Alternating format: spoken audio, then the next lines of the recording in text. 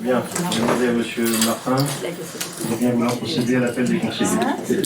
Monsieur Claude Jaouet. Présent. Monsieur Alain Maury. Présent. Madame Sophie Levaron-Canécu. Présente. Monsieur Patrice Dumas. Présent. Madame Gisèle Marzin. Présente. Madame Marie-Édith Massé. Absente excusée, je donne pouvoir à Mme Leray. Monsieur Jean-Michel Pénard. Présent. Madame Françoise Leray. Présente. Monsieur Mathieu Gentes. Présent. Madame Gaëlle Messry. Présente. Monsieur Laurent Jeanne. Absent excusé. Madame Sylvie Virol. Présente. Monsieur Michel Lauré. Présent. Madame Béatrice Valette. Présente. Madame Marie-Christine Garnier. Présente. Monsieur Serge Abraham. Présent. Monsieur Éric Jouble. Présent. Madame Florence Boulet. Absente excusée, à donner pouvoir à Claude Jaouet. Monsieur Laurent Molez. Présent. Madame Sophie Gaillard. Présente. Madame Magali Bertin. C'est excusé et donner pouvoir à Mme Gaëlle Mestry. Madame Séverine Gauguin. Présente. Madame Élise Carpier. Présente. Madame Lisa Klimek. C'est excusé et donner pouvoir à M. Mathieu Gentes. Madame Isabelle Lemarchand. Présente. Monsieur Jean-Baptiste Marvaux. Présent. Monsieur Yves Ferret. C'est excusé et donner pouvoir à Mme Isabelle Lemarchand. Madame Christelle Renaud. C'est excusé et donner pouvoir à M. Jean-Baptiste Marvaux. Monsieur Marc-Olivier Ferrand. Présent. Merci. Je sollicite un volontaire pour assurer les fonctions de secrétariat. Sylvie Virol, pas d'opposition. Je vous transmettre le secrétaire permanent.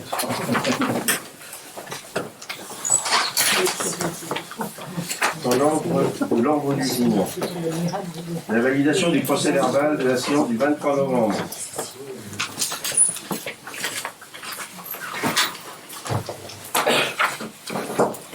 Voilà.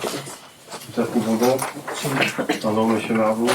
Oui, monsieur le maire, à la page 22, nous avions, lors de la précédente séance, demandé à ce que nous soit communiqué un tableau récapitulatif des dépenses sous la forme que vous aviez vous-même choisie, puisque c'était celui publié dans le magazine, Melès Magazine. Et donc nous n'avons reçu aucune information concernant ce document. Cela fait un mois. Je voulais savoir si vous aviez eu le temps, vous et vos services, d'établir ce document, ou si vous alliez tout simplement nous laisser dans l'expectative, comme vous avez l'habitude de le faire sur la plupart de nos demandes.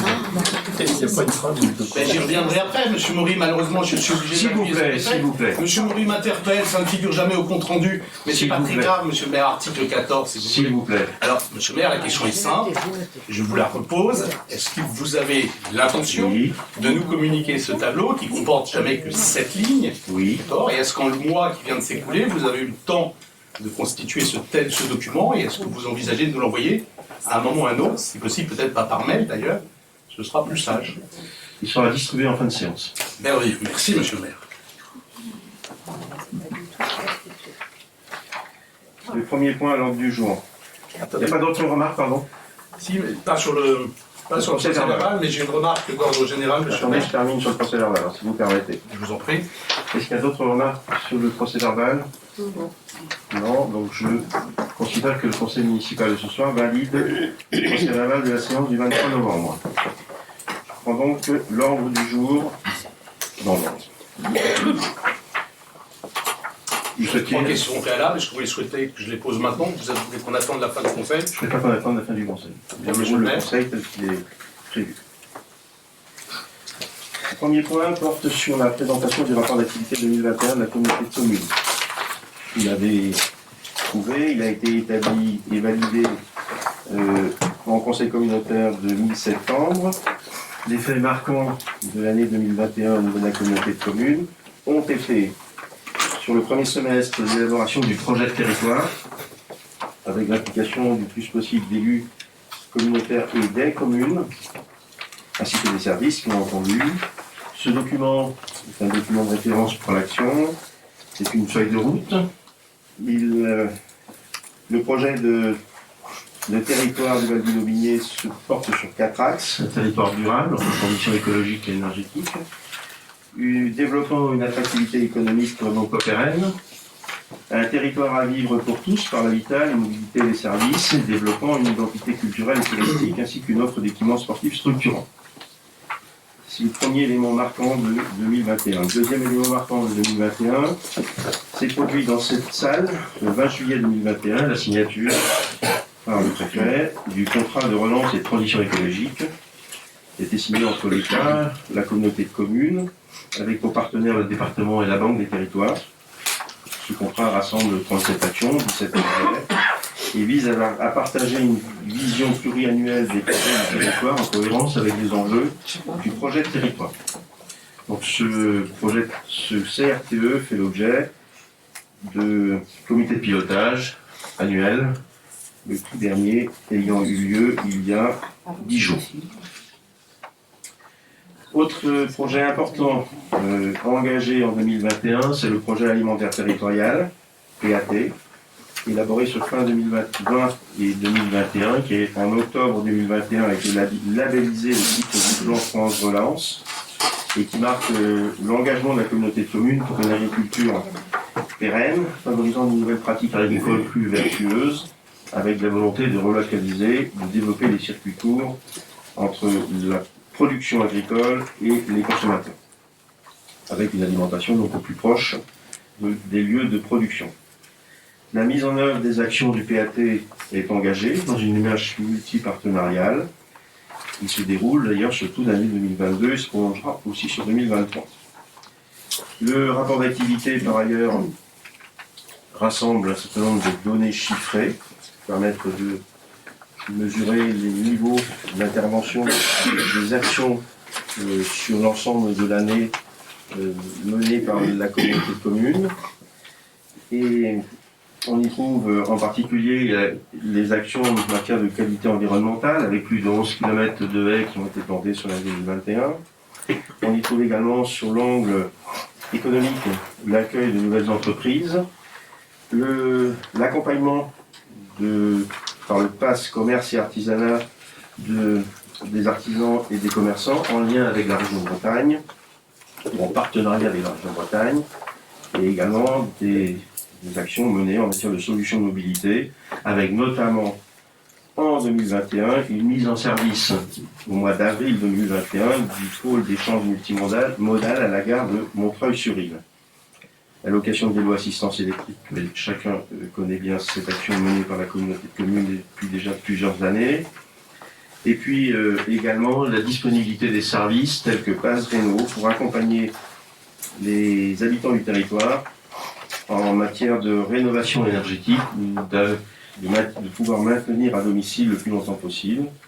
Ces actions sont menées en lien avec un accompagnement qui permet également de faciliter la recherche de financement pour les propriétaires et pour les situations les plus difficiles, un contrat de partenariat avec le Bricobus, des compagnons bâtisseurs, qui viennent accompagner les familles qui nécessitent de la rénovation énergétique, mais dont les ressources sont faibles et qui permettent ainsi d'apporter des solutions très pratiques. Point également important, c'est le plan accueil-emploi qui assure l'accompagnement des acteurs et des acteurs économiques du territoire et des personnes en recherche d'emploi, sans oublier l'accompagnement des acteurs culturels sur le territoire, à la fois des acteurs ressources en matière de développement culturel sur le territoire et aussi les événements culturels, sans oublier la valorisation de l'offre touristique qui est centrée principalement sur le domaine de l'étang du Boulet et le canal Île-et-Rance. Sans oublier non plus l'accompagnement avec l'intervention, le soutien de l'intervention des offices de sport, 2 offices de sport du territoire, auprès des enfants des écoles publiques et privées, dans la découverte des disciplines de l'athlétisme. Là, de manière résumée, les principaux éléments. Le détail figure dans la notice, dans la brochure. Et je vous laisse poser des questions si vous avez des demandes de précision.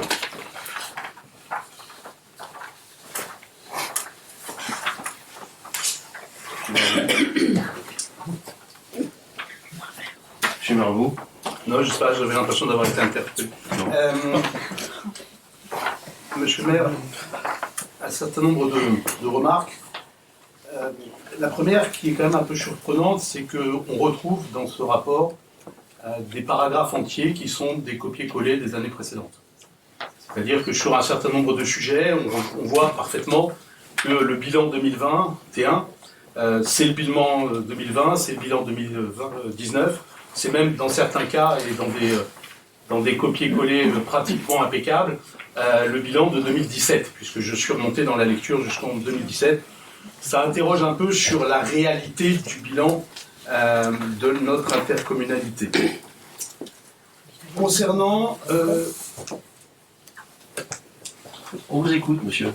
Évidemment pas tout le monde, monsieur. Merci. Non, mais c'est pas grave. Moi, c'est pas grave, je n'ai pas besoin qu'on Si on ne peut pas poser une réflexion, monsieur, c'est vous qui vous interrompez. Non, il y a du brouhaha ici. Je voulais. C'est rien de comparable à ce que vous avez fait. Or, c'est rien comparable, on est bien d'accord. Mais... Or, c'est incomparable. Nous sommes bien d'accord. Sur le budget 2021, en particulier sur le budget d'investissement, ne figure pas le taux de consommation des crédits. Je pense qu'on manque là d'explication, de transparence vis-à-vis de nos collègues qui ne sont pas membres du conseil communautaire et qui donc à ce titre ne peuvent pas savoir que la consommation des crédits d'investissement au niveau du Val-d'Ille-Aubigné sont quand même extrêmement faibles, puisque si ma mémoire est exacte, monsieur le maire, nous sommes sur l'année 2021 à 46% de taux de consommation des crédits d'investissement. Ça veut dire qu'un investissement sur deux voté par le conseil communautaire, plus d'un investissement sur deux voté par le conseil communautaire, n'est pas réalisé. Ce qui laisse à penser la réalité de la dynamique telle que vous voulez nous la raconter dans le document que nous avons sous les yeux. En investissement, on a une augmentation, alors là ce sont des chiffres en euros réels, de 700 000 euros, alors même que les recettes augmentent d'1,2 million. Ça veut dire là encore qu'on a plus d'argent que nous n'en avons besoin pour investir, et que donc nous sommes en retard sur nos investissements à la communauté de communes, comme nous le sommes à la mairie de Melez. Et ça, là encore, c'est assez inquiétant quand on voit les choses à réaliser, les parcours à faire et les manques qui sont criants, je le soulignerai tout à l'heure, sur un certain nombre de sujets. En fonctionnement, le budget est catastrophique. Et là, il convient de le souligner, y compris si on extrait, et c'est là le plus intéressant sans doute, la part petite enfance, qui est une part, elle, structurellement, je dirais, sur laquelle on a une identification assez forte de la dépense, mais même si on prenait hors la petite enfance, dont on connaît à peu près le contour, on parlera de ses manques, en fonctionnement, c'est plus 1,3 million d'euros en 2021, plus 1,3 million d'euros, versus 300 000 euros de recettes en moins. C'est-à-dire que nous augmentons nos dépenses de fonctionnement au niveau de la CCVIA 4 fois plus vite que nous n'augmentons, enfin même pas, puisqu'il y a même une diminution de recettes. Donc on est à 5, un rapport de 1 à 5. Donc ça veut dire que, très clairement, la communauté de communes du Val-d'Ille-Aubigné, elle n'investit pas, elle coûte de plus en plus cher, enfin elle n'investit pas assez, elle coûte de plus en plus cher. On est sur un ratio quand même, avec un investissement total de 3 400 000 pour un budget global de pratiquement 20 millions, ce qui est 17 millions. Donc c'est quand même incompréhensible dans la façon dont on gère notre argent. Alors ensuite, alors vous lirez, hein, ce qui est écrit sur le PLUI, c'est au mot près ce qui était écrit l'année dernière, sur le PCET c'est à peu près identique, donc je ne vais pas m'étendre, on n'est pas là pour faire de l'analyse mot par mot. Sur le schéma de la trame verte que vous avez évoqué tout à l'heure, monsieur le maire, vous nous dites qu'il y a des travaux, très bien, ils ne sont pas chiffrés, on ne sait pas combien. On nous répond, il y a 3 mares qui ont été ici et 2 mares qui ont été réparées ici. Ça paraît pas énorme. Quand on regarde les animations, on s'affole quand même de voir sur 38 000 habitants de la CCVIA, il y en a 35 habitants sur toute l'année qui ont participé aux animations. C'est quand même pas beaucoup. Et donc on peut s'interroger sur la réalité de l'intérêt même de ces actions.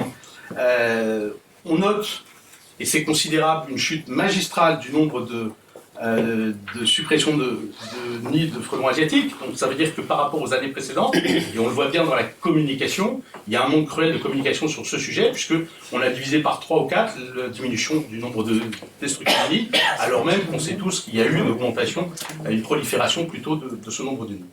Quant à la filière bois, il est essentiel de rappeler qu'elle est tellement en faillite, monsieur le maire, 54 stères vendus sur l'année, c'est-à-dire rien à l'échelle d'un territoire comme le nôtre. La consommation moyenne d'un foyer en campagne, c'est de l'ordre de 5 à 7 litres par an, et 54, c'est inexistant. Cette plateforme, je vous demanderai M. le maire de nous rappeler tout à l'heure combien elle a coûté à la communauté de communes, une petite fortune eu égard aux recettes qui sont les siennes. Alors, vous l'avez souligné, c'est un élément très important, le bocage, 11,5 km de bocage qui ont été repris. Ça, c'est une très très bonne nouvelle. Alors, je n'ai pas le kilométrage des voiries de la campagne, je ne sais pas quel est l'objectif que nous nous sommes fixés. C'est dommage de ne pas le rappeler, pour nous dire en combien de temps on espère atteindre un objectif 11,5 km par an. C'est énorme, et ce n'est sans doute pas suffisant, mais c'est énorme, et c'est à souligner, c'est un vrai point positif. Sur la partie économique, on peut évidemment se réjouir de la reprise du bar-restaurant de Saint-Germain-sur-Île. Ça ne concerne pas directement la commune de Melesse. On pourrait demander que le bilan soit fait. Il y a beaucoup d'argent qui a été engagé. Rappelons que la mairie de Melesse était le premier contributeur à la CCVIA. Ce serait intéressant de connaître le bilan pour savoir vers quoi on s'oriente. Quant aux aides apportées aux entreprises, 6 en 2020, 7 en 2027, je crains que ce ne soit le total sur la période Covid, c'est-à-dire 7 et non 6 plus 7. Ça demanderait à être vérifié. Ce ne sont pas 13 entreprises qui ont été aidées, mais bien 7. Donc un total à faire entre 2007 et 2020. On nous dit dépenser 530 000 euros sur le déploiement du numérique. Pourquoi ne pas dépenser plus et plus vite? Là, pour le coup, c'est pas un manque de moyens, on les a, donc, et largement.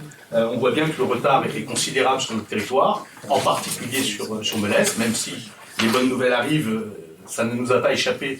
Nous commençons à voir se déployer, y compris en campagne, la fibre. On peut s'interroger, monsieur le maire, sur l'utilisation par le prestataire de poteaux métalliques le long de nos voiries, en échange des poteaux en bois, qui eux-mêmes d'ailleurs ne sont pas et ne seront probablement jamais supprimés, puisqu'utilisés par l'opérateur historique France Télécom pour le passage du téléphone.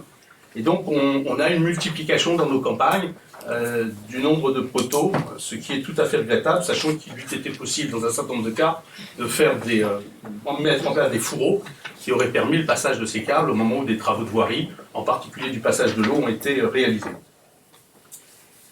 Un territoire à vivre pour tous, vous l'avez souligné. Alors oui, vous avez entièrement raison, le Pass Rénov est une belle réussite et il faut la souligner et l'amplifier autant que possible. Sur la petite enfance, aucun chiffre.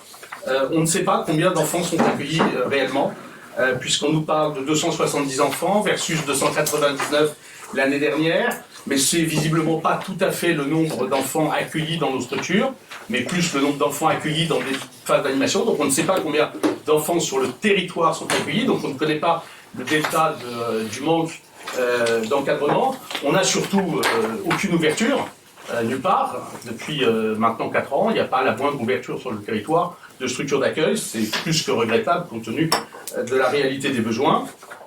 Mais là encore, il serait intéressant peut-être de faire figurer le nombre d'assistantes maternelles, dont on le sait pertinemment qu'elles sont en chute libre, puisque si j'ai bien regardé les documents tels qu'on les avait en 2019-2021, on aurait perdu sur le territoire 25 assistantes maternelles.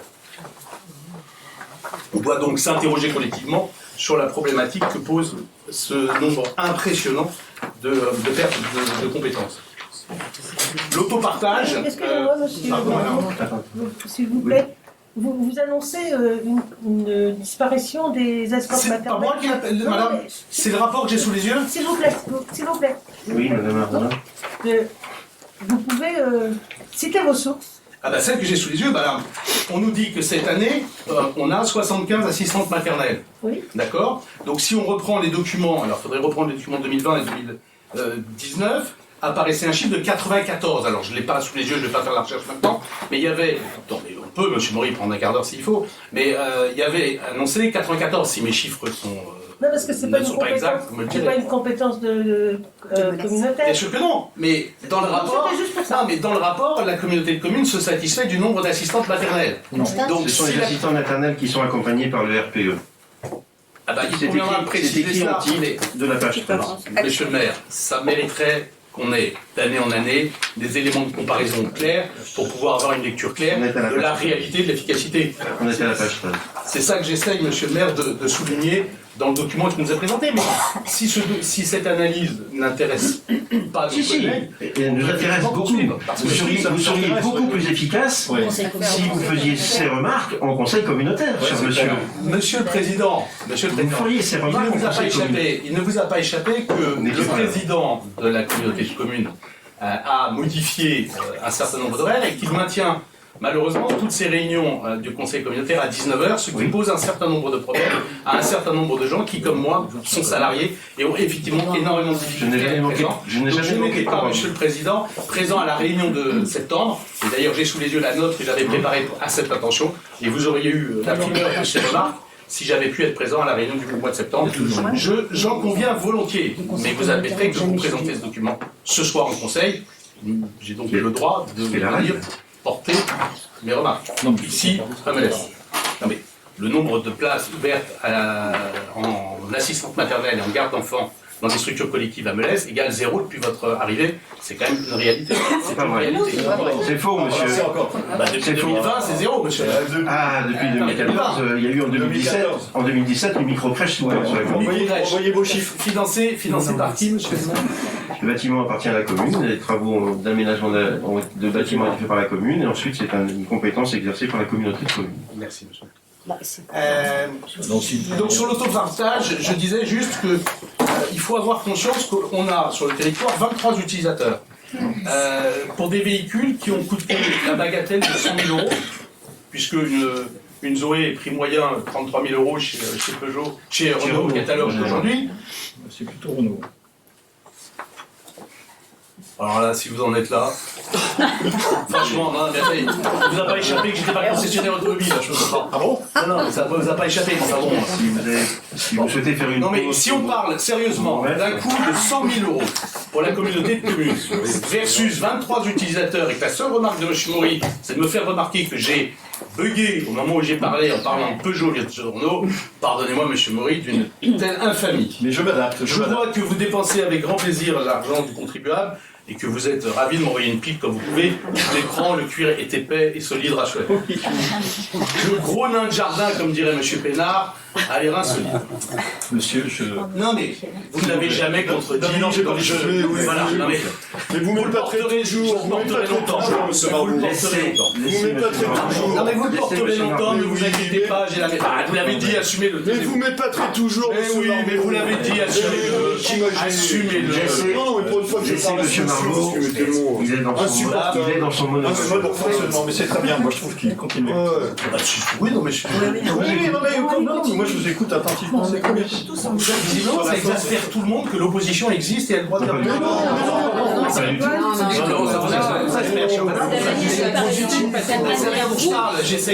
Vous parlez exaspérant. Et ça n'a rien à voir avec le fait que vous soyez dans l'opposition. Ne mélangez pas tout. On peut être dans l'opposition mais parler respectueusement aux autres. Alors, est-ce que vous considérez, madame, qu'il est normal qu'un adjoint de la mairie de Melès traite un conseiller municipal de l'opposition de gros nain de jardin? S'il vous plaît. Considérez-vous, madame, que c'est normal? Ceci n'est pas dans le Si sujet. c'est le cas, vous êtes effectivement dans le bon sens. Ceci n'est pas dans le Mais sujet. c'est la réalité, monsieur Pénard. C'est la réalité.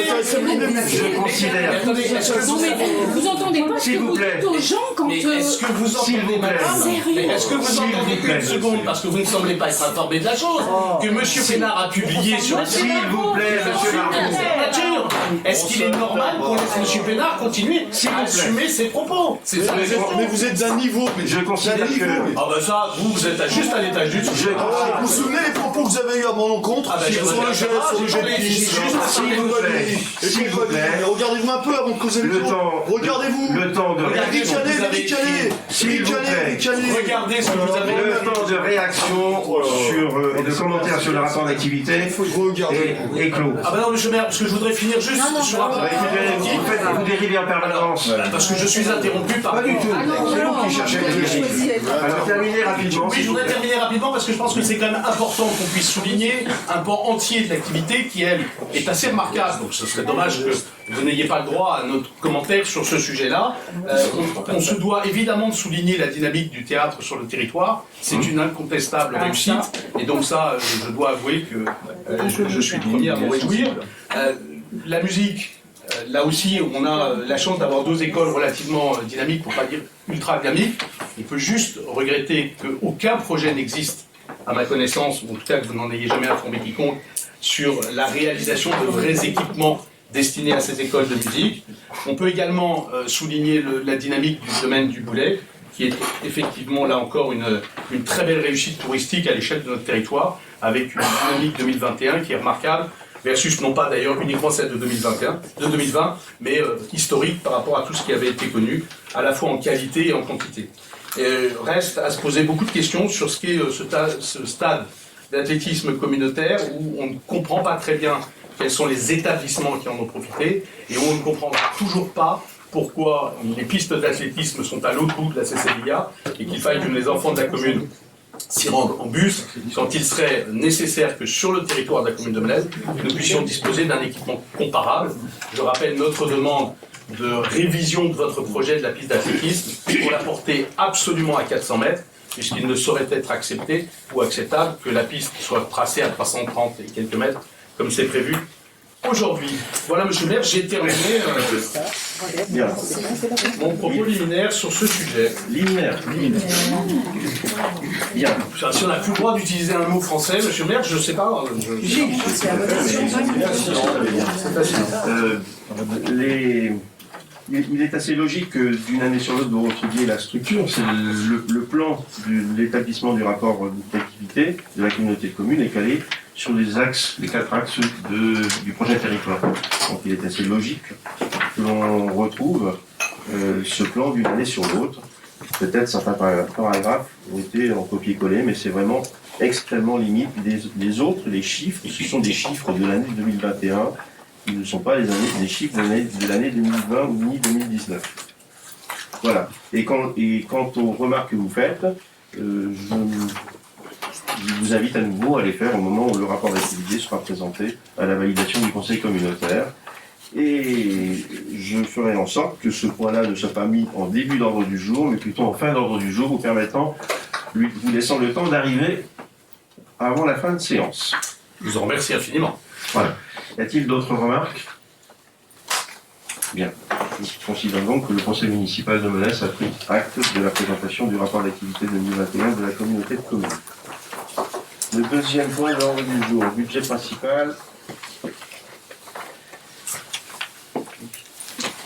et budget assainissement collectif, autorisation d'engagement et de liquidation et de mandatement des dépenses avant le vote du budget primitif 2023. Monsieur Patrice Dumas. C'est une décision qu'on prend chaque fin d'année, avant le vote des budgets qui sera au mois de mars. Il est nécessaire de pouvoir engager des dépenses d'investissement. Et donc la décision qui est proposée, c'est pour chacune des lignes d'investissement de pouvoir engager jusqu'à 25% du budget de l'année précédente.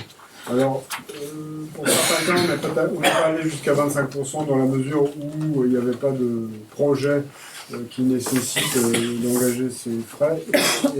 Et ce qu'il faut savoir, c'est que quand on propose les engagements ici, on ne peut pas les retirer après au budget, donc ça peut faire perdre la lisibilité du budget. Donc vous avez un tableau qui est fourni avec les différents crédits pour chacune des lignes des opérations du budget principal. Et vous corrigerez de vous-même la ligne 021 local espace jeune, c'est la ligne 021 salle de sport numéro 1. Il y a eu une petite coquille et pour le reste les montants sont les bons et il n'y a pas de problème. Et donc on passe cette décision à la fois au budget d'investissement communal et au budget d'assainissement collectif. Donc, voilà.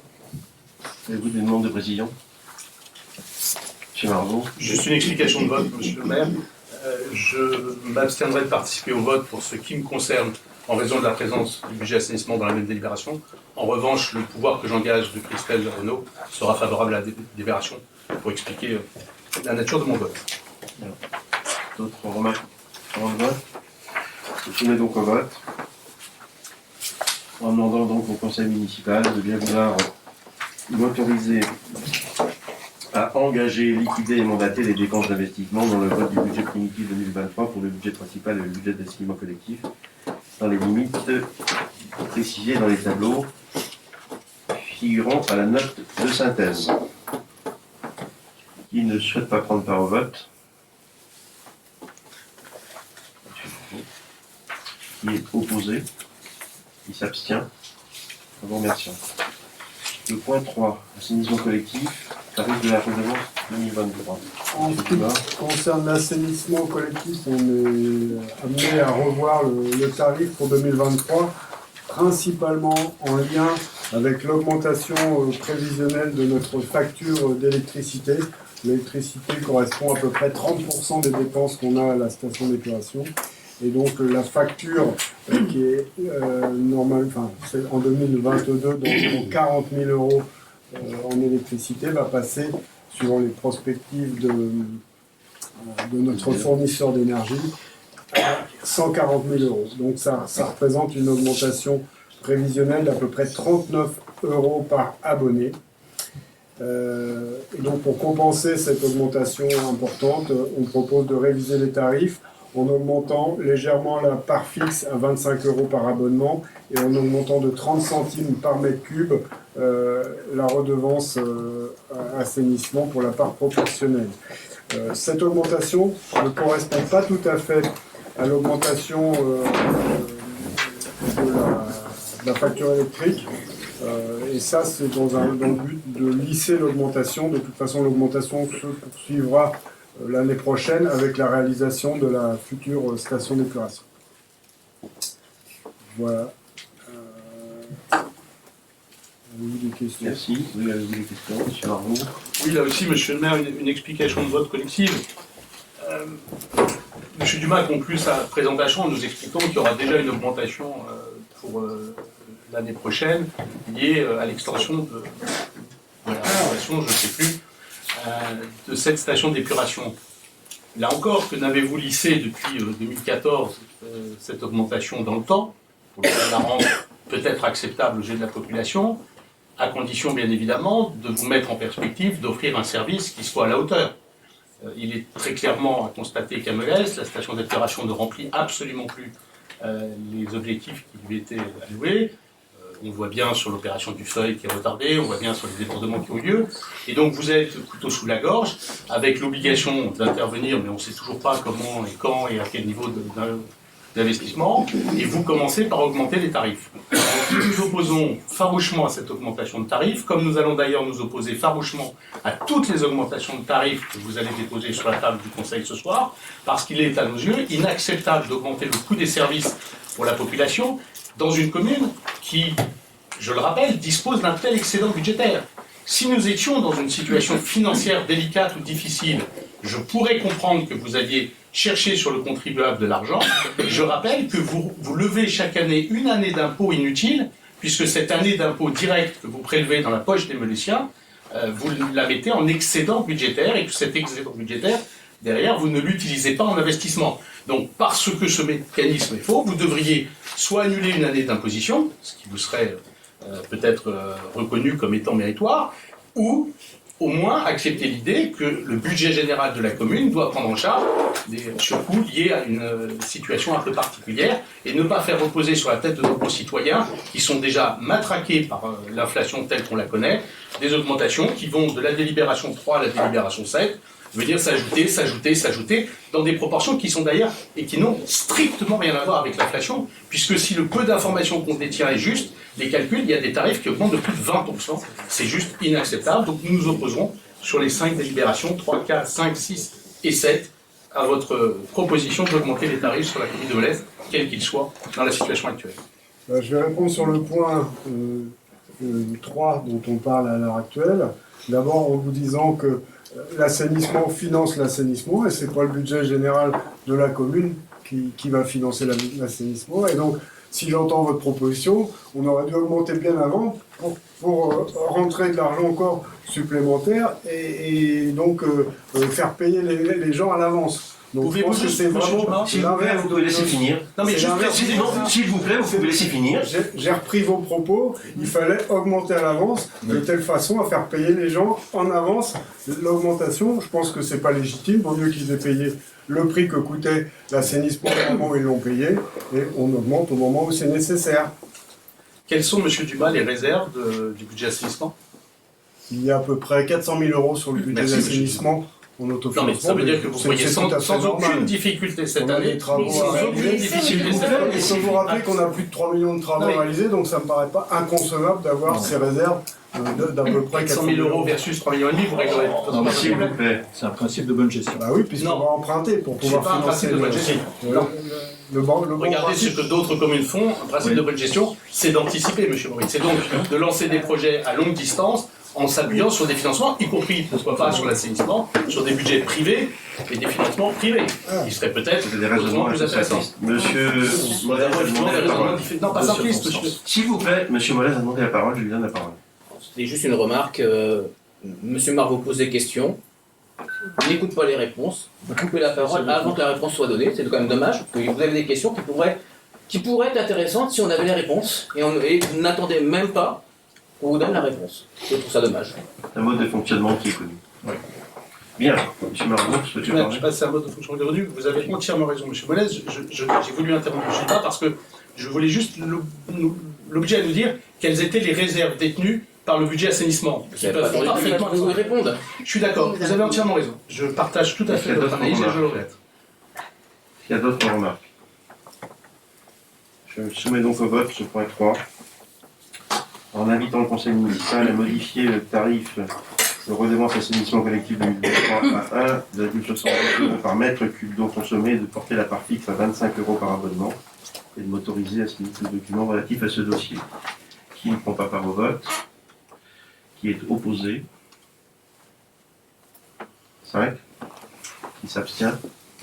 Donc, adopté. Le point 4, pour les points 4, 5 et 6, il y a sur table pays correctif. Pour le point 4, il y a la parole à Patrice Dumas.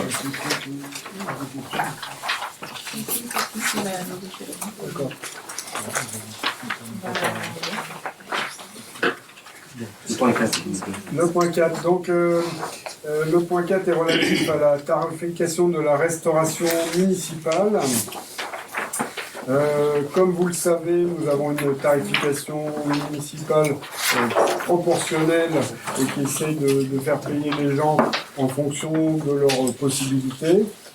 Et le principe est d'avoir un tarif plancher pour tous les coefficients familiaux faibles, un tarif proportionnel jusqu'à un certain quotient familial plafond et un tarif fixe plafond au-delà de ce quotient familial.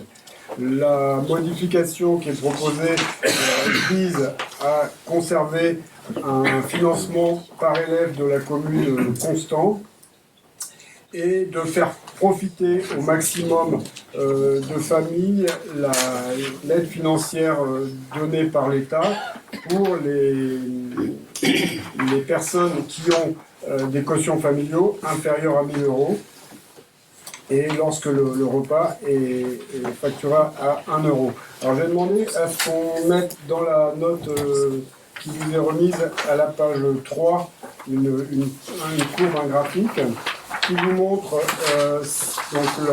l'évolution du coût du ticket, du repas à la cantine en fonction du quotient familial.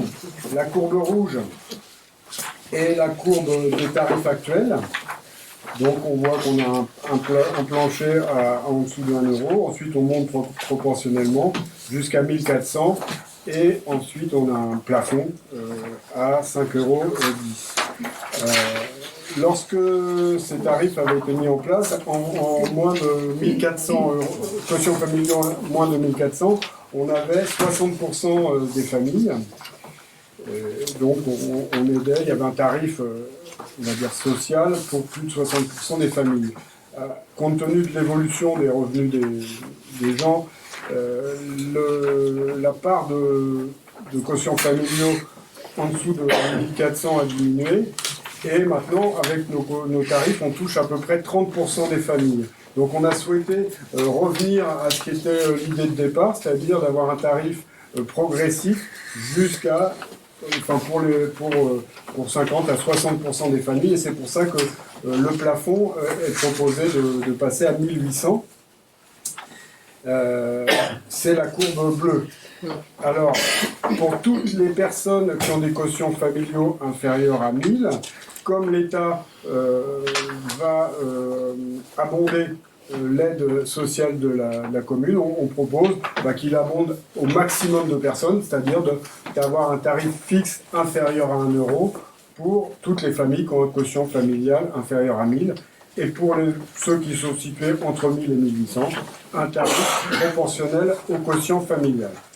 Donc, voilà, donc la grille, il s'ensuit la grille qui vous est proposée pour le tarif de la restauration, un tarif forfaitaire à 90 centimes pour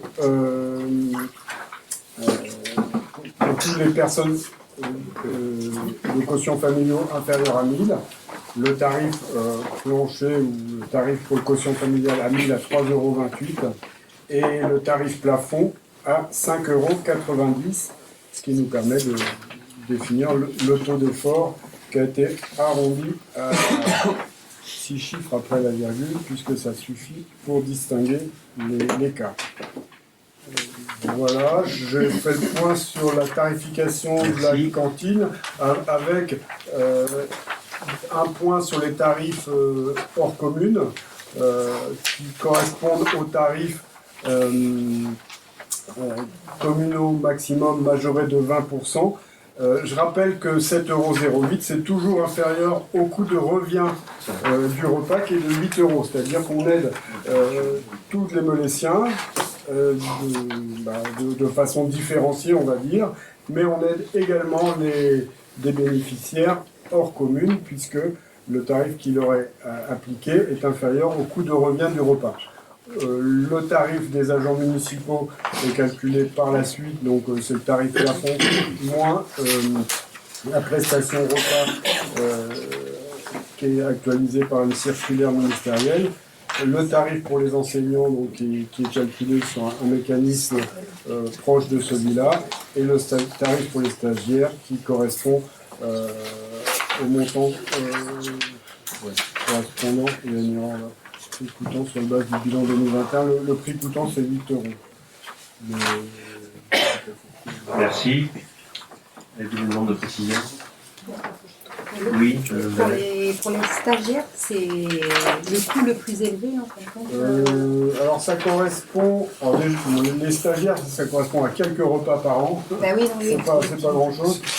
Et c'est les stagiaires adultes, c'est le Centre national de la fonction publique qui vient de suivre un stage. Ah d'accord. Voilà. Je pensais que c'était des stagiaires étudiants qu'on avait. Les stagiaires accueillis pour les tarifs des agents municipaux. D'accord. Ou la gratuité. La gratuité à ma gauche. Et donc, par contre, effectivement, j'en ai pas parlé, mais il y a une majoration pour les repas réservés non pris ou pour les repas pris non réservés. Voilà. Merci. Est-ce que vous demande de précision complémentaire? Donc, malgré tout, pour revenir sur l'intervention qui était précédente à la présentation du point, ça n'augmente pas pour tous les tarifs, et en particulier on peut dire que pour toutes les personnes qui ont des quotients familiaux inférieurs à 1600, la variation correspond à une baisse du tarif, et en cela l'aide de l'État prend une part. Pas d'autres demandes de précision? Bien, je soumets donc au vote. De ce point, en invitant le conseil municipal à valider les nouveaux tarifs par an, Mathieu. J'ai juste une information complémentaire, c'est que donc, la commission cantine, en gros, des parents, l'association des parents d'élèves, donc, a été informée de cette nouvelle tarification, et ils se sont montrés très satisfaits donc, des choix qui ont été faits de favoriser cette nouvelle grille de tarifs et qui permet donc une baisse des montants pour les familles les moins aisées. Très bien, merci de cette information. Je vais mettre au vote.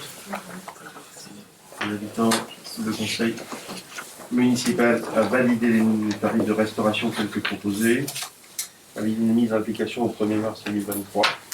Oui. L'application d'une majoration forfaitaire d'un montant de 10% aux conditions énoncées ci-dessous au 1er mars. Et de m'autoriser à signer tout document relatif à ce dossier. Qui ne prend pas part à ce vote? Qui est opposé? 5. Qui s'abstient? Merci. Validé. Le point suivant, tarification accueil périscolaire. Pour l'accueil périscolaire, la garderie, le principe va être le même que celui de la cantine, sauf que pour le périscolaire, on ne bénéficie pas de l'aide de l'État. Donc en fait, on conserve le même fonctionnement qu'antérieurement, c'est-à-dire un plancher, un plafond, le quotient familial plancher à 275 €, le quotient familial plafond à 1800 € au lieu de 1400 précédemment, et donc un tarif proportionnel au quotient familial pour la frange située entre le plancher et le plafond. Et donc ce tarif permet l'application de ce nouveau tarif, donc qui s'étend à plus de familles et qui augmente pour les plafonds, permet de toucher plus de personnes également.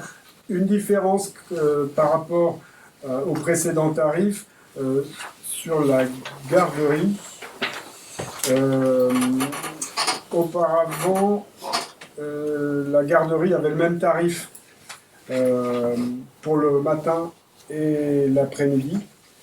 Et là, comme c'est des durées qui sont différentes de façon relativement importante, la proposition est d'avoir un coût différent pour la garderie du matin et la garderie du soir.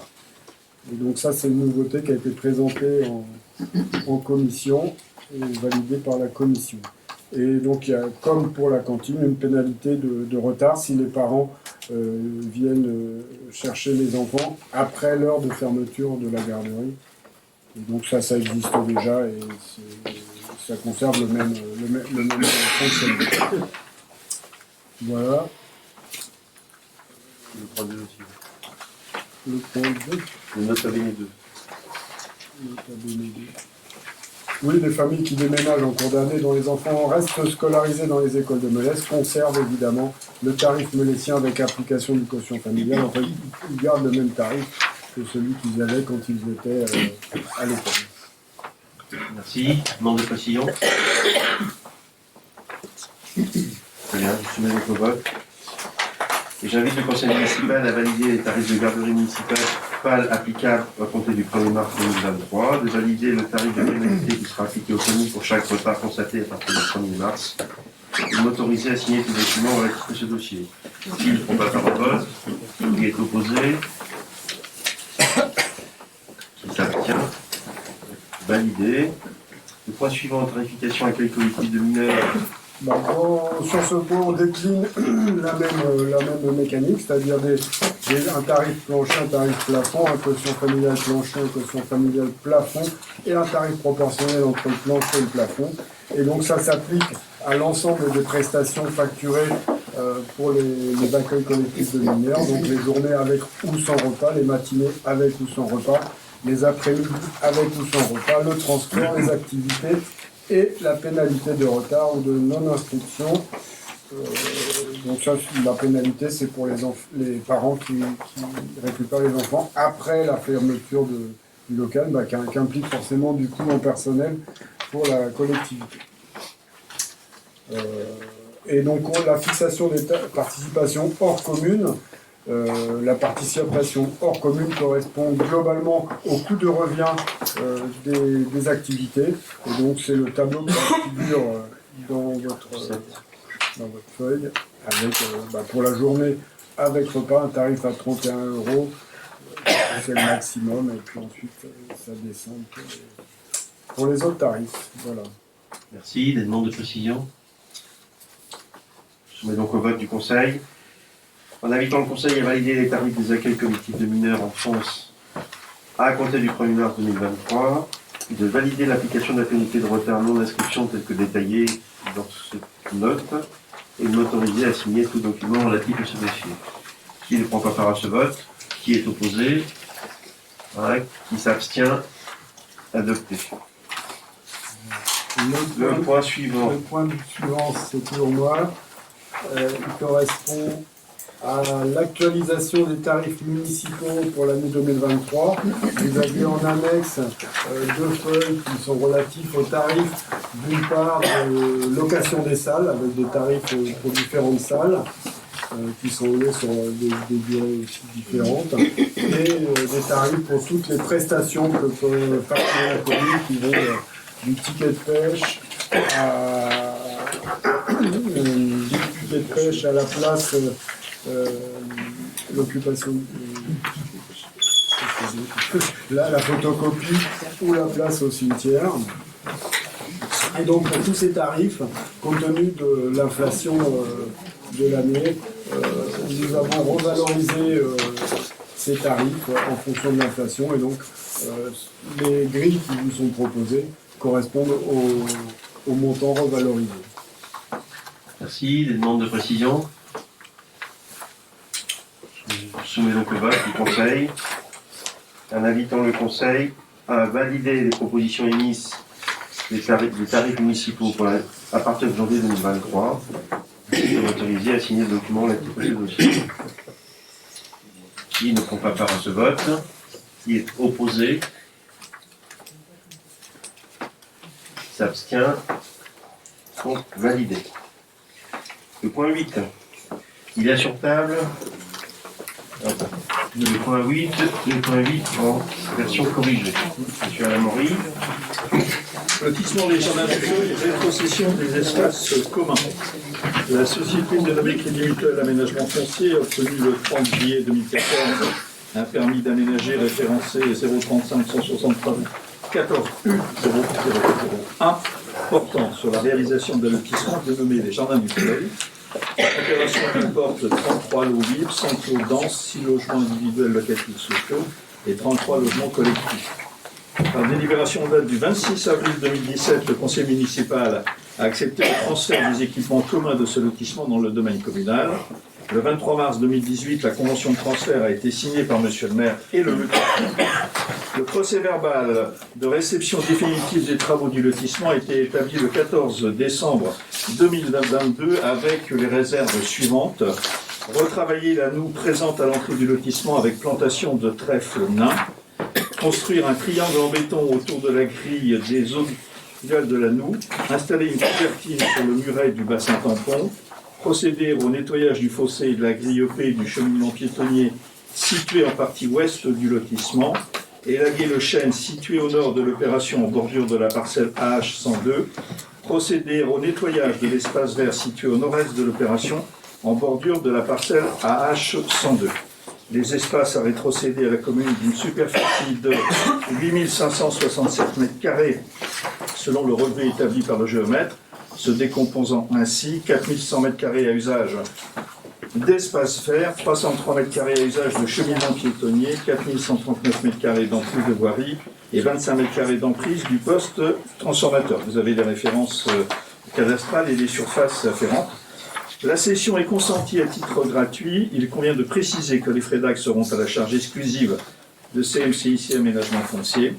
Et le conseil municipal sera invité à accepter le principe de cession gratuite à la commune de Melesse des espaces communs d'opération des Jardins du Feuil, classer dans le domaine public communal la voirie et les espaces verts, classer dans le domaine privé communal l'emprise du transformateur et autoriser monsieur le maire à signer l'acte de cession ainsi que tous les documents nécessaires. Merci. Avez-vous des demandes de précision? Clair pour tout le monde, je mets donc aux voix. Et j'invite donc le conseil municipal à accepter le principe de cession gratuite à la commune de Melesse des espaces communs de l'opération des Jardins du Feuil, de classer dans le domaine public communal la voirie et les espaces verts, de classer dans le domaine privé communal l'emprise du transformateur et de m'autoriser à signer l'acte de cession ainsi que tous les documents nécessaires. Qui ne prend pas part à ce vote? Qui est opposé? S'abstient? En vous remerciant. Le point suivant à l'ordre du jour, madame Estrie. Il s'agit du personnel municipal et du recrutement des agents recenseurs. Lors du dernier conseil municipal, nous avons validé le principe du salaire qui serait versé aux agents recenseurs, sachant que la commune compte 3466 logements et qu'un recenseur peut effectuer 250 logements au maximum. Nous devons recruter 14 agents recenseurs, c'est ce qui vous est demandé aujourd'hui. C'est clair pour tout le monde. Je mets donc au vote. Un habitant au conseil a créé ses 14 postes d'agents recenseurs et a m'autorisé à signer tout document relatif à la gestion de ce dossier. Qui ne prend pas part à ce vote? Qui est opposé? Qui s'abstient? Merci. Point 10. L'ouverture exceptionnelle des commerces et concessions automobiles les dimanches et jours fériés pour l'année 2023. L'article 250 de la loi 2015-990 du 6 août 2015 relatif à la croissance, l'activité et l'égalité des chances économiques modifie les dispositions de l'article L 3132-26 du Code du travail en faisant évoluer le nombre de dérogations au repos dominical dans les commerces de détail qui peut être autorisé par le maire. Ainsi, en application de cette disposition, le maire peut, en application de cette disposition, autoriser 12 dérogations au repos dominical contre 5 précédemment. Les dérogations au repos dominical doivent être arrêtées avant le 31 décembre de l'année précédente par décision du maire après avoir pris l'avis du conseil municipal. Depuis la loi 2016-1088 du 8 août 2016, la liste des dimanches peut être modifiée dans les mêmes formes en cours d'année, au moins 2 mois avant le premier dimanche concerné par la modification. Lorsque le nombre de ces dimanches excède 5, la décision du maire est prise après avis conforme de l'organe délibérant de l'établissement public de coopération intercommunale à fiscalité propre dont la commune est membre. À défaut de délibération dans un délai de 2 mois suivant cette saisine, cet avis est réputé favorable. La loi 2015-990 du 6 août 2015 étend par ailleurs le champ d'application de la règle du volontariat des salariés aux dérogations collectives délivrées par le maire. Ainsi, l'article 3132-25-4, premier alinéa, prévoit à présent que seuls les salariés volontaires ayant donné leur accord par écrit à leur employeur peuvent travailler ce dimanche, le dimanche. Une entreprise ne peut prendre en considération le refus d'une personne de travailler le dimanche pour refuser d'embaucher. Les salariés qui refusent de travailler le dimanche ne peuvent faire l'objet d'une mesure discriminatoire dans le cadre de l'exécution de son contrat de travail.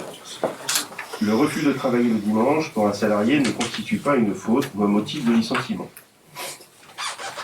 À l'échelle du pays de Rennes, depuis 1997 et la signature de la première charte d'urbanisme commercial à l'échelle de Rennes, la métropole de Rennes, la problématique du travail dans les commerces les dimanches et les jours fériés fait l'objet d'un dialogue social entre les élus, les partenaires sociaux et les acteurs du commerce. Organisé dans un premier temps à l'échelle de la métropole rennaise, ce dialogue social a été étendu au pays de Rennes en 2003. Pour l'année 2023, les partenaires sociaux se sont réunis à plusieurs reprises sans réussir à trouver un accord et les consultations menées n'ont pas permis de dégager un calendrier qui conviendrait à tous. Dans ce contexte, pour l'année 2023, et sur proposition du pays de Rennes, je propose d'autoriser les commerces de détail à déroger à la règle de repos dominical pour leurs salariés 3 dimanches, tels que définis aux articles L3132-26, L3132-27 et R3132-23 du Code du travail. Les dates retenues sont le dimanche 10 décembre 2023, le dimanche 17 décembre 2023 et le dimanche 24 décembre 2023. Concernant le secteur de l'automobile, conformément aux articles L 3132-26, 3132-27, R 3132-21 du Code du travail, les vendeurs salariés d'automobiles sont autorisés à déroger à la règle du repos dominical au maximum 5 dimanches, dans un souci de cohérence à l'échelle du territoire du pays de Rennes et conformément aux choix des concessions automobiles interrogées par le CNPA, les dimanches pouvant faire l'objet d'une ouverture dominicale autorisée par arrêté municipal au titre de l'année 2023 seront le dimanche 15 janvier, le dimanche 12 mars, le dimanche 11 juin, le dimanche 17 septembre et le dimanche 15 octobre. Le conseil municipal va donc être invité à donner son avis sur cette date proposée au titre de l'année 2023. Avez-vous des demandes de précision? Bien, je soumets donc au conseil municipal. Et je sollicite le conseil municipal pour un avis favorable au titre de l'année 2023 aux dérogations de repos dominical que je viens de présenter et qui sont reprises dans le texte de la délibération. Donc pour les commerces de détail, à l'exclusion des concessions automobiles et des autres commerces faisant l'objet d'une réglementation particulière, les dimanches 10 décembre, 17 décembre, 24 décembre. Pour les salariés des concessions automobiles, les dimanches 15 janvier, 12 mars, 11 juin, 17 septembre, 15 octobre. Préciser que les dates seront définies par un arrêté du maire après consultation des organisations d'employeurs et de salariés concernés par le commerce de détail et m'autoriser à signer tout document afférent à ce dossier. Qui ne prend pas part au vote? Qui est Eric Joub ne prend pas part au vote? Non. Qui est opposé? Qui s'abstient? 2 abstentions. Noté. Donc, adopté la majorité. À suivre, pour information, les décisions diverses liées au marché public pour la période du 16 novembre au 6 décembre, liées au DIA, autres décisions, et en titre d'informations diverses, je vais vous dire, mais vous le savez déjà. S'il vous plaît. Pardon? Juste une question sur le marché public.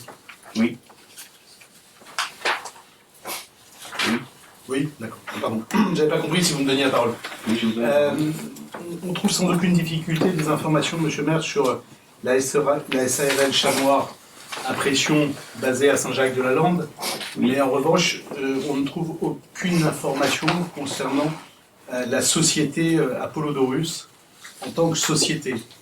Donc on retrouve quelques éléments d'information sur le nom Apollodorus liés à de la création, en particulier sur des personnes portant ce nom et le faisant en freelance.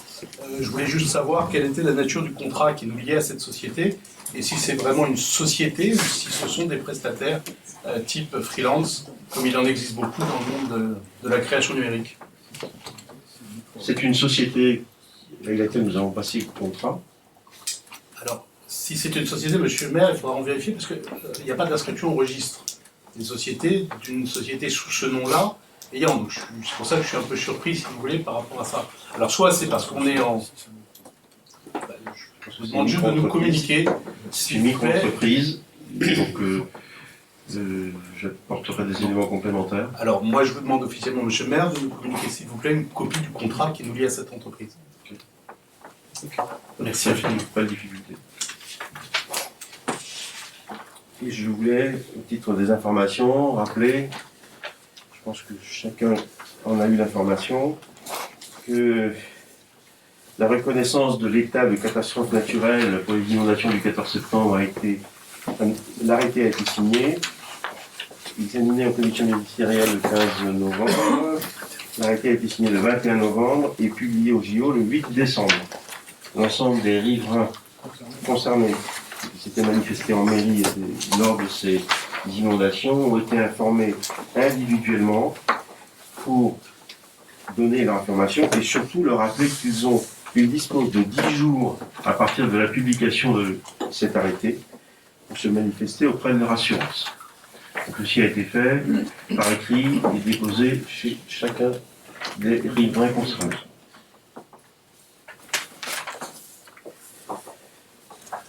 Avant, oui, M. Marvaux. J'avais 2 questions que vous m'aviez dit de poser en fin de séance. Oui. Avant que vous clôturiez le conseil. Non, je ne clôture pas. Donc vous souhaitez intervenir? Non, mais j'attends que vous me donniez la parole sur ce sujet. Vous vouliez dire quelque chose, je ne voudrais pas vous accorder. Oui, ben, je vous passe la parole et je le dirai plus tard. Alors, j'avais 2 questions, monsieur le maire. La première sur un courrier que nous vous avons adressé concernant la situation de l'école maternelle.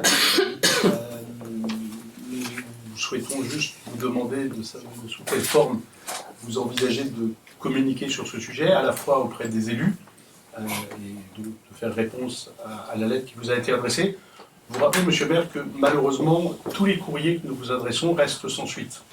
Or, il y a une tradition républicaine qui veut que le parallélisme des formes soit exercé, et donc le maire répond par courrier, lorsque c'est un courrier qui lui est adressé, par mail quand c'est un mail qui lui est adressé, de telle façon qu'il puisse y avoir une traçabilité de ces échanges.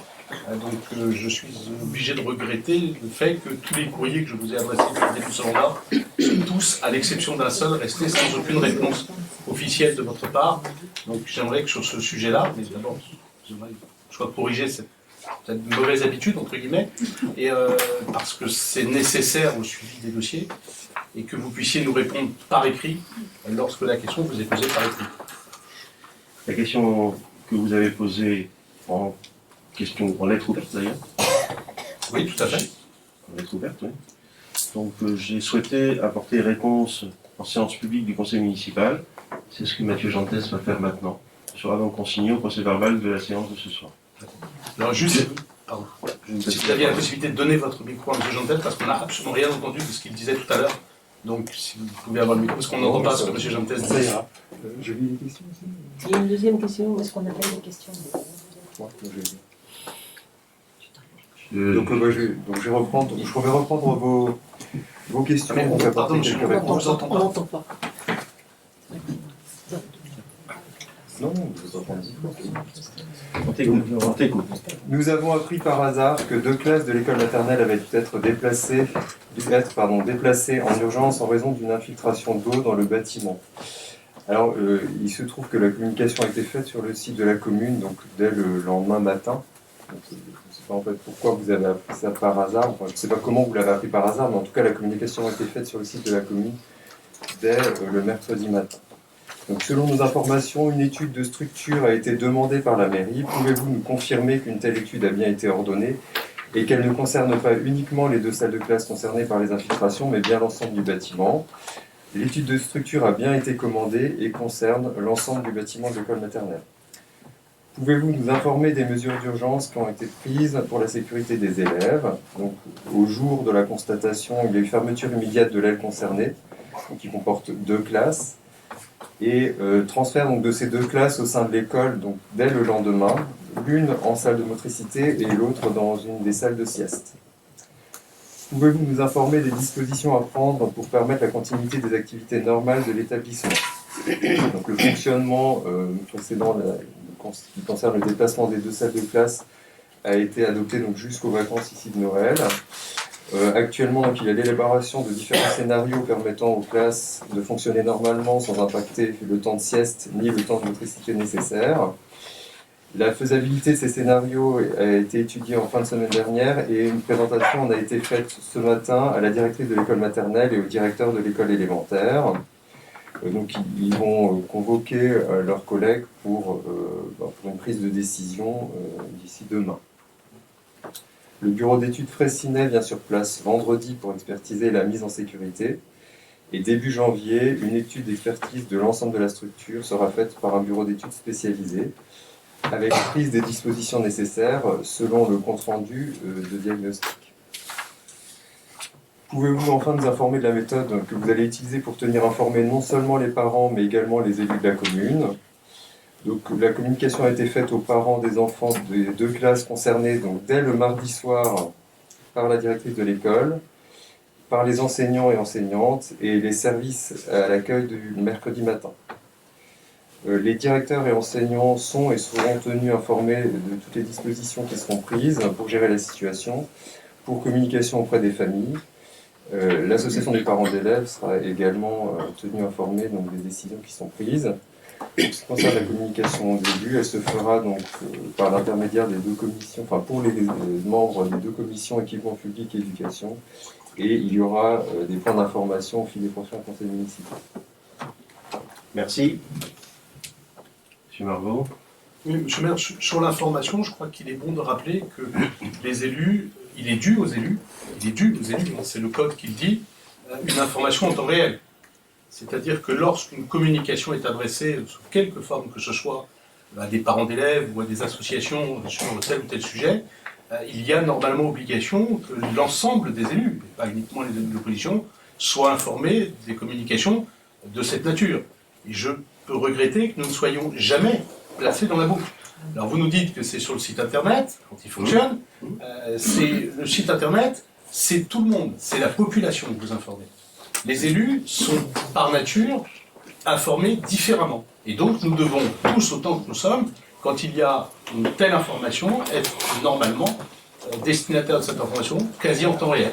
À la seconde où vous informez les directeurs d'école, vous devez nous informer tous collectivement.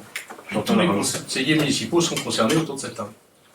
J'entends la remarque, ce que M. Mathieu Vintès a bien précisé, et c'est clair pour tout le monde, l'information n'a pas été cachée, elle a été publiée. J'ai pas dit qu'elle avait été cachée, j'ai dit que nous l'avions appris par hasard, ce qui n'est pas la même chose. Je remarque simplement que la population et les parents d'élèves ont été informés de cet incident, non pas par la mairie, mais par la directrice de l'école, ce qui est quand même pas tout à fait la même chose. C'est parce que les règles d'information des parents d'élèves dans les écoles, c'est les directeurs des établissements qui ont les adresses mail de l'ensemble des parents qui sont scolarisés dans leur école et qui transmettent les informations. Et l'information a été rendue publique le lendemain matin, c'est exactement ce que M. Vintès l'a dit. Donc nous l'avons, nous, élus, appris après un certain nombre de parents d'élèves qui, bien évidemment, pour beaucoup d'entre eux, se sont inquiétés et nous ont sollicité dès le mardi soir. D'où la logique de cette, quand je dis, d'avoir appris cela par hasard.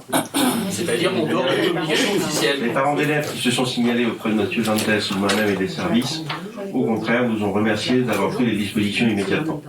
Voilà. Ainsi que le DAZEN qui a été informé aussi et qui a rappelé en nous remerciant des dispositions prises très rapidement. Pourquoi vous riez, monsieur Marlon? Pourquoi vous riez? Parce que j'ai le droit de rire, Madame Marlon. J'ai le droit de rire. Tout à l'heure, vous avez fait une remarque comme quoi on ne vous écoutait pas tous. Et vous avez demandé le silence. Et quand monsieur le maire parle, vous riez, vous parlez avec le C'est bien, mais il faut... Donc, soyez Madame Martin, correct. pardonnez-moi, mais si désormais vous voulez arriver jusqu'à m'interdire de sourire ou de rire quand sont évoqués certains postes qui ne servent strictement à rien et qui n'ont aucune espèce de sorte d'utilité, aucune justification, j'en ai parlé d'ailleurs à de nombreuses reprises avec l'intéressé ou avec les intéressés concernés, pardonnez-moi, j'ai encore le droit de sourire, non? Oui, si cela vous voulez me l'interdire, Madame Martin, vous allez un peu loin, me semble-t-il. J'avais un dernier sujet. Je ne veux pas vous l'interdire, je vous demande juste de rester correct. Écoutez, si sourire est incorrect, je pense que je suis passé à côté d'un pan entier de mon éducation. Vous avez entièrement raison. Monsieur Margot, vous souhaitez intervenir sur un autre point? Oui, monsieur le maire, vous avez fait distribuer sur table à l'occasion des 2 derniers conseillers municipaux ce document, dans lequel vous avez réparti les élus de l'opposition dans des catégories. Je voulais savoir ce qui avait procédé au choix de cette affectation, si c'était lié à un arbitrage, je dirais, hasardeux ou aléatoire, ou si vous étiez parti d'une réalité de compétence. Il y a une répartition qui a été faite. Si certains d'entre vous ou certaines souhaitent être dans d'autres groupes, c'est toujours possible.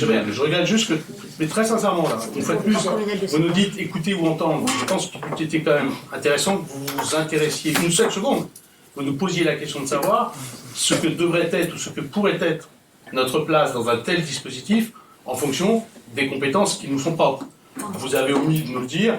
Je constate que vous jouez avec des dés quand il s'agit de nous. C'est dommage, c'est pas grave. Vous n'avez pas été écarté déjà. Bah si, Non, vous n'avez pas été écarté. Monsieur le maire, écartez-nous si c'est ça. Là, Non, vous parlez de quoi? Vous parlez de la sécurité de vos concitoyens. Si vous voulez nous écarter du processus de mise en œuvre, c'est l'inverse. C'est l'inverse. Mais pourquoi est-ce que vous nous affectez par C'est l'inverse. C'était trop compliqué, monsieur le maire, de nous faire un mail en nous demandant dans quel département, dans quelle structure on était potentiellement le plus utile. Quel domaine? C'était la même chose pour l'ensemble des conseillers municipaux. Madame Mestri. Madame Mestri.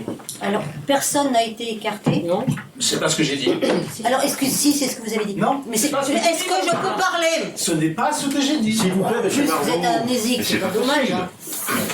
Madame Mestri. Alors, ce document a été, cette proposition d'affectation a été faite sans qu'aucune personne ne soit consultée. C'est intelligent.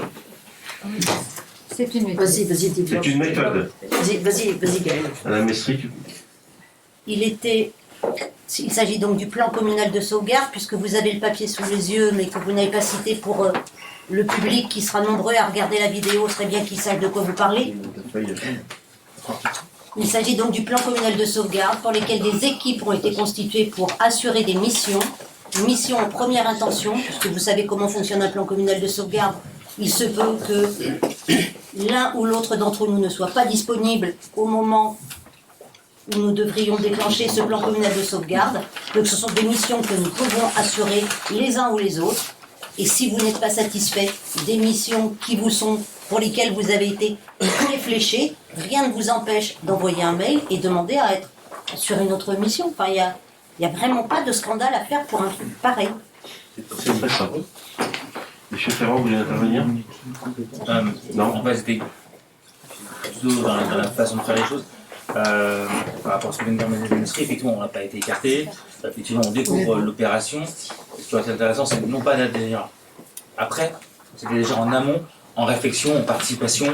Voilà, nous solliciter et on aurait pu répondre effectivement de la manière la plus intelligente possible par rapport à cette sollicitation. On n'a pas été sollicité. C'était juste cette remarque-là. Et je voudrais juste ensuite rebondir par rapport à l'intervention de M. Gentes. Je suis désolé, mais sans micro, on n'entend pas M. Gentes. J'en suis vraiment désolé. Et je ne comprends pas pourquoi celui-ci, pour la seconde fois, refuse de prendre le micro. C'est quand même dommage qu'on puisse pas entendre. Voilà. Il a des choses à dire importantes. Dommage qu'on n'entende pas. Voilà. Bien. Rien à rajouter sur Mme Ministre à indiquer là-dessus. Le tableau qui circule, je pense qu'il est arrivé jusqu'au bout. C'est la réponse aux questions que vous avez posées au dernier conseil municipal, c'est l'évolution des coûts en TTC, entre la phase avant-projet, la phase appel d'offres, enfin projet.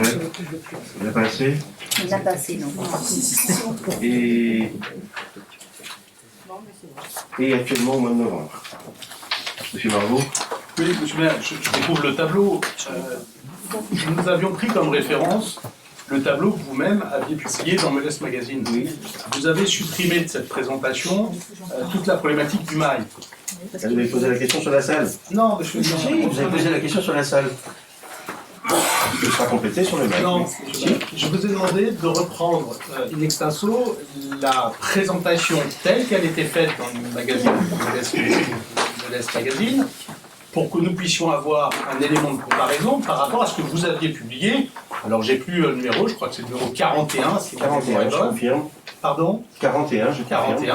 Et donc je vais bien appuyer maintenant sur ce numéro 41 dans lequel vous aviez publié un tableau et où je vous demandais, dans la mesure du possible, si vous pouviez reproduire ce tableau avec la version 2022 du tableau tel qu'il avait été initialement. Il sera complété pour le mail, j'avais compris que c'était la salle.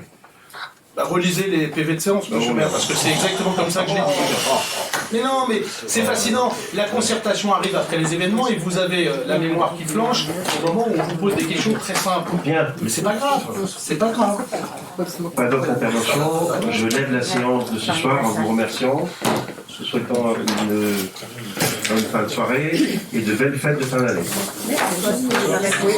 Pardon, Françoise, vous voulez Je dire? voulais juste dire que dans l'agenda, vous avez le 21 janvier un bal participatif de l'AB. Je voulais juste vous signifier que c'est un report du Melès à la page de janvier 2022. Nous avions été contraints d'annuler ce spectacle du fait de la crise sanitaire.